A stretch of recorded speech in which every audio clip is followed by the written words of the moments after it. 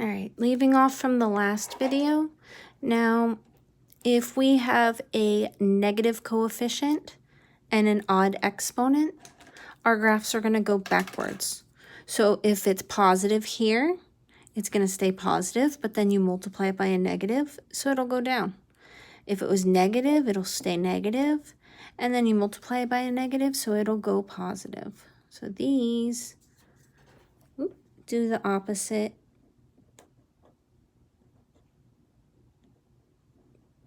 Because those two negatives are going to cancel out. There. All right, so I know that I have an odd exponent. I have a positive coefficient. So it's going to look something like this. But I don't know how far it's going to go up before it dips down and goes that way again. So what I want to do is I want to see how much it's going to go up right here. Just like with a regular quadratic, it's going to go up at a nice smooth rate. So this is going to have like a axis of symmetry right in the middle.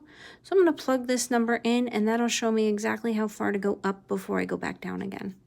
So for x, I'm going to plug in -2 and see where that goes. So here in this equation, I'm going to put -2 to the third plus 3 times -2 squared minus 1 times -2, and then minus 3. Okay, so -2 cubed will be -8. -2 squared is 4 times 3 is 12. -1 times -2 is +2. And then I'm going to subtract my 3 at the end. -8 and 12 is 4, plus 2 is 6, and then minus 3 is 3. So when I plug in x of -2, y is 3. So here at -2, y is 3. So now I get a nice smooth graph.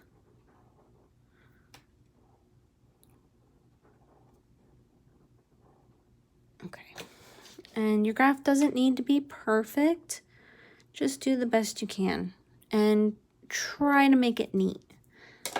It's hard to tell if you guys understand what it's supposed to look like if it's like all over the place. All right, so now we've got the zeros, the y-intercept, the end behavior. As x approaches -infinity, g of x approaches -infinity. And as x approaches +infinity, g of x also approaches +infinity. Okay, so we have all of those. We have everything that they've asked for in question 2, and actually I think this is question 3 is the graph here. All right, so can a third degree polynomial have 4 intercepts but only 3 zeros? And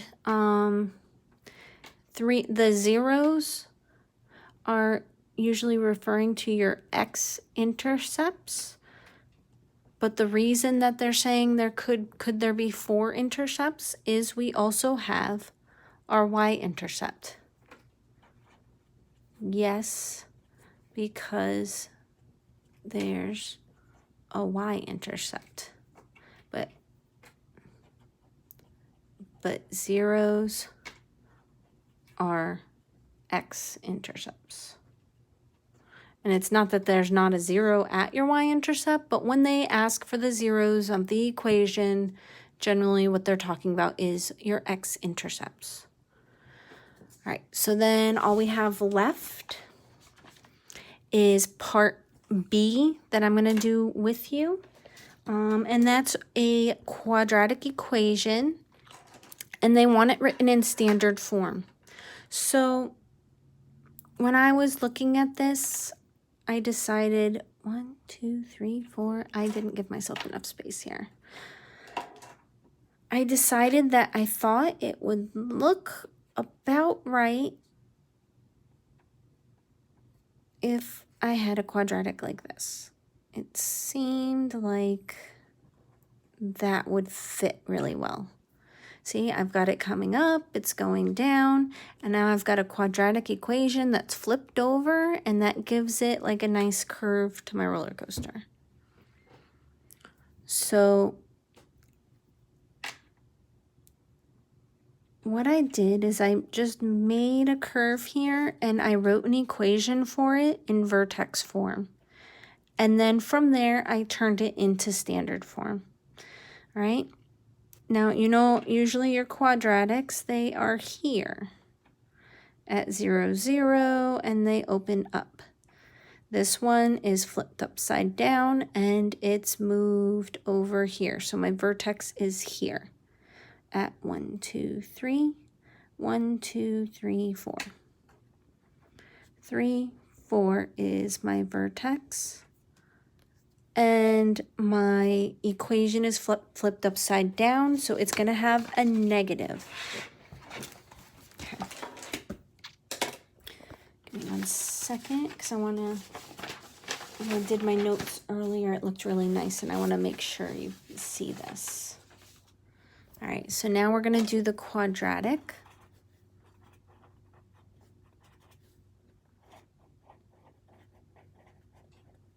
And they want it in standard form. But we're going to start with an equation in vertex form. I'm going to redraw this here.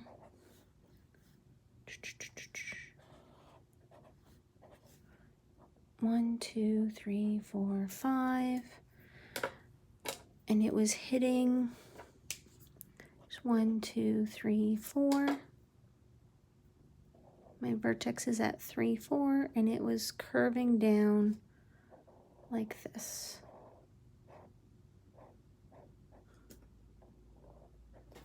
Okay, so this equation in vertex form is pretty easy. I felt like the slope looks like a negative, just a -1.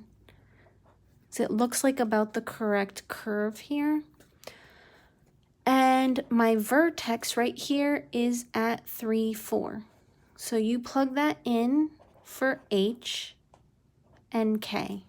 And yes, it says -3, because remember, that always is the opposite of what it does on the graph.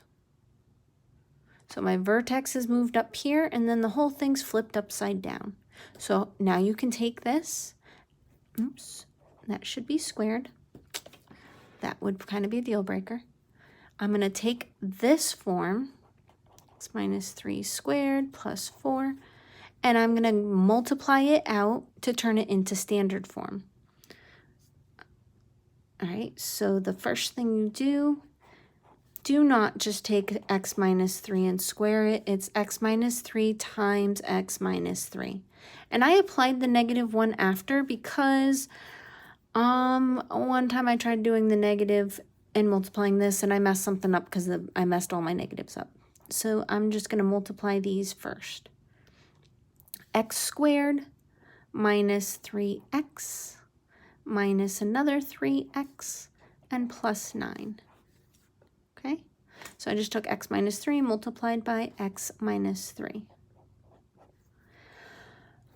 And then negative x squared plus 6x minus 9 plus 4. And then I need to combine these like terms as well. So negative x squared plus 6x minus 5. Now it wants me to give this equation.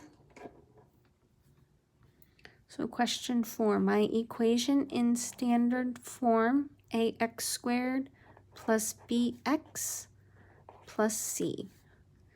And the direction the y-intercept and my zeros. So it opens down.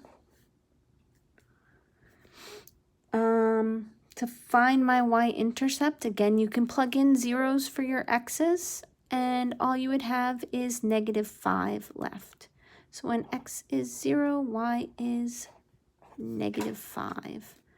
And my zeros for my x's. I'm like 99% sure that this hits right at 1 and 5. Well, I mean, I'm 100% sure because I've done this math like 6 times now just to make sure I had it right before I did the lesson. But I'm going to factor it using the box method just to make sure. Now, when you're factoring, you don't want a negative here. It's going to mess it all up. So I'm going to put x squared here, and I'm going to put 5 here. Okay, I'm going to use this without the negative in it. So this is minus 6x and plus 5. So I'm looking for the factors of 5 that give me -6. So -1 and -5. -1x and -5x. All right, so we've got an x that is in common with both of these, and -5 for these.